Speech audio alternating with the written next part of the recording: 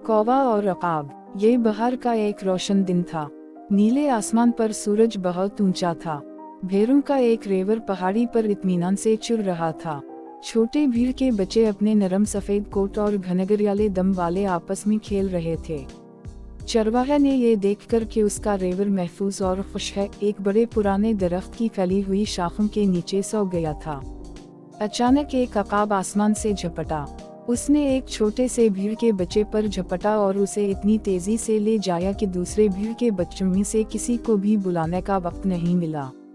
सोए हुए चरवाहा ने कुछ नहीं सुना। एक कौवा इस दरख्त पर बैठा था जिसके नीचे चरवाहा सो रहा था। इसने देखा था कि किस तरह अकाब ने भीड़ के बच्चे को पकड़कर अपने घोंसले में ले जाया था। रात का खाना खाने का क्या शानदार तरीका है, इसने सोचा। कौवे पुराने बदबूदार खाने की तलाश क्यों करते हैं? कौवे ने बिल्कुल वैसा ही करने का फैसला किया जैसा कि अकाब ने किया था। ये काफी आसान लग रहा था। इसे बस ये तय करना था कि वो कौन सी भीड़ चाहता है, इस पर झपटना, उसे अपने पंजों में मजबूती से पकड़ना और इसके साथ उड़ना। आसान। अगर अकाब ये कर सकता है तो वो भी कर सकता है।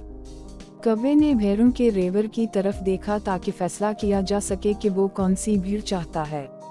दरख्त के बिल्कुल नीचे चरवाहे के पास एक बड़ा बूढ़ा राम चुर रहा था।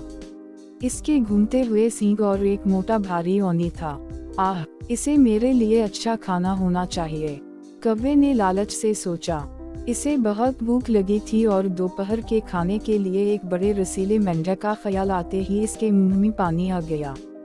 कौवा खामोशी और तेजी से राम की तरफ झपटा, जैसे उसने अकाब को करते देखा था, और उसे अपने मुंह से मजबूती से पकड़ लिया था।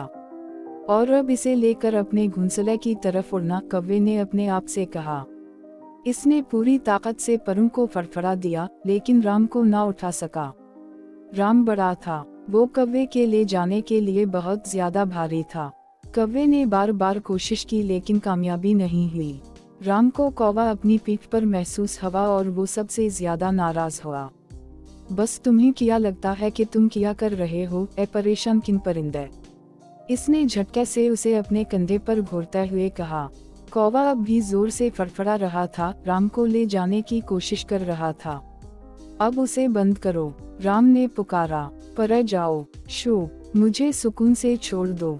इसने छलांग लगाई और झुककर कौवे को अपनी पीठ से हिलाने की कोशिश की। ओह, कौवे ने सोचा, राम की शदीद हरकत से घबरा गया। शायद ये सब के बाद इतना अच्छा ख्याल नहीं था। शायद मुझे अपना रात का खाना कहीं और तलाश करना चाहे। मुझे राम रहने देना बेहतर था। कौवे ने उड़ने की कोशिश की, लेकिन उसे मालूम हुआ कि वो हिल नहीं सकता। राम की मोटी ओनी में इसके पंजे फंस गए। कौवे ने अपने पांव इस तरह खींचे। उसने अपने परों को जितनी सख्ती से फड़पाया, लेकिन इससे कोई फर्क नहीं पड़ता है कि इसने किया, वो सिर्फ ज्यादा मजबूती से फंस गया था। ओह, वो कैसे आजाद होने वाला था। कौवा खौफ और मायूसी के आलम में जोर जोर से चीखा। राम गुस्से से चीखता हुआ दरख्त के गिर्द भागने लगा। चरवाहा शुरू से उठा। ये खौफनाक शोर कौन मचा रहा था? क्या इसकी भेड़ें खतरे में थीं? वो उठ बैठा। कैसा नजारा इसकी आंखों से मिला। राम दरख्त के गर्द चक्कर लगा रहा था। इसकी पीठ पर कौता था, चीख रहा था और हवा में उठने की कोशिश कर रहा था। चरवाहा हंसने लगा। आखिरकार आंखें पोंछते हुए चरवाहा खड़ा हो गया। इसने भागते हुए राम को रोका और नरम अल्फाज से उसे पुरसुकून किया। जब राम साकिन था तो चरवाहा ने अपनी बोरी से कंचीन का एक जोड़ा निकाला। कौवे को एक हाथ से पकड़कर उसने बड़ी तदबीर से उनको उस वक्त तक काटा जब तक कि कौवा आजाद ना हो गया। तुम्हें क्या लगा तुम कर रहे हो, मेरे अच्छे दोस्त? चरवाहा ने कौवे की तरफ देखते हुए पूछा। एक अकाब बनकर खेल रहे थे, क्या आप थे? चरवाहा फिर हंस पड़ा। कौवा बहुत शर्मिंदा था, यहाँ तक कि कराहत भी। इसकी ख्वाहिश थी कि चरवाहा उसे जाने दे ताकि वो अपने घोंसले में उड़कर अपना मकसद छुपा सके। आखिरकार जब चरवाहा ने कौवे को जाने दिया तो कौवे ने अपने परों को फड़फड़ा दिया और जितनी तेजी से हो सकता था उड़ गया। और अगली बार जब आप अकाब बनना चाहें तो यकीनी बनाएं कि आप अपने साइज का जानवर चुनें। चरवाहे को अपने पीछे बुलाया। कौवे ने बेवकूफ़ और बेवकूफ़ महसूस करते हुए अपने आप से वादा किया कि अब से वो सिर्फ दूसरे कौवे की तरह ही करेगा।